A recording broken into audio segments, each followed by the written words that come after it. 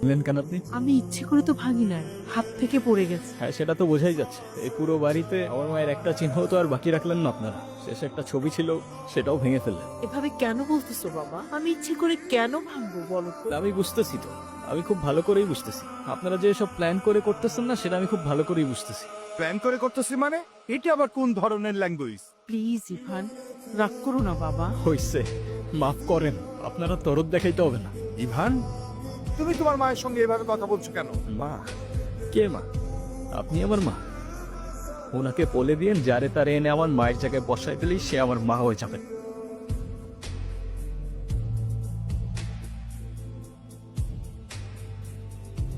নাম কি? নূপুর। এভাবে একা রাস্তায় দাঁড়িয়ে আছেন কেন? কোনো সমস্যা? আচ্ছা, আপনি কোন দিকে যাচ্ছেন? জানি না। কেন? না, এমনি। আপনি কোথায় যাচ্ছেন? রূপগঞ্জে। আপনি চাইলে আমি আপনাকে ড্রপ করে দিতে পারি। আচ্ছা, আপনি কি পালায় আসছেন নাকি? আপনার যদি এরকম মনে হয়, আপনি আমাকে নামিয়ে দিতে পারেন। আরে ধুর, কি যে বলেন না। ফাঁকা রাস্তা, একা একটা মেয়ে মানুষ, তার উপরে আবার বিয়ের সাজে। আপনাকে ধন্যবাদ বলে ছোট করবো না। আপনি সত্যি আমার অনেক বড় উপকার করলেন। আচ্ছা, আপনি এখান থেকে তাহলে কোথায় যাবেন?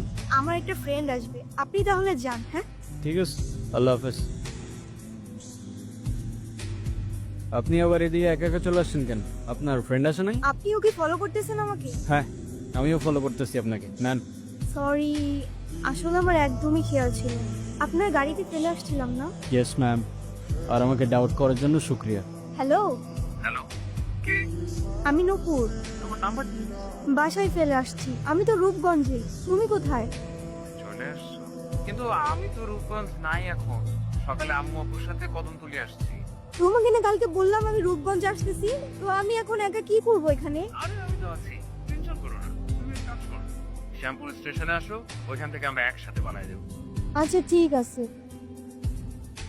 আপনি কি আমাকে একটু শ্যামপুর স্টেশনে পৌঁছে দিতে পারবেন? ওকে, চলেন।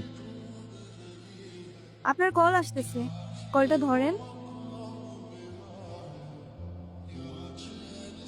কি হলো, থামলেন কেন? আমার ক্ষুধা লাগছে, খাইতে যাব। আপনি খাবেন? না। ঠিক আছে, খাইলে আসেন, না খাইলে নাই। আচ্ছা, আপনি কি মানুষ বলুন তো? একটা মেয়ে না করলো আর সাথে সাথে তাকে রেখে চলে আসলেন? আপনি জানেন না মেয়েরা একটু লাজুক প্রকৃতির হয়? আপনি তো আরো 2-3 বার জিজ্ঞেস করতে পারতেন, তাই না? আপনার ভাগ্যটাও ভালো, আমি আপনাকে 2বার জিজ্ঞাসা করছি। তা না হলে একবারের বেশি 2বার আমি কাউকে বলি না।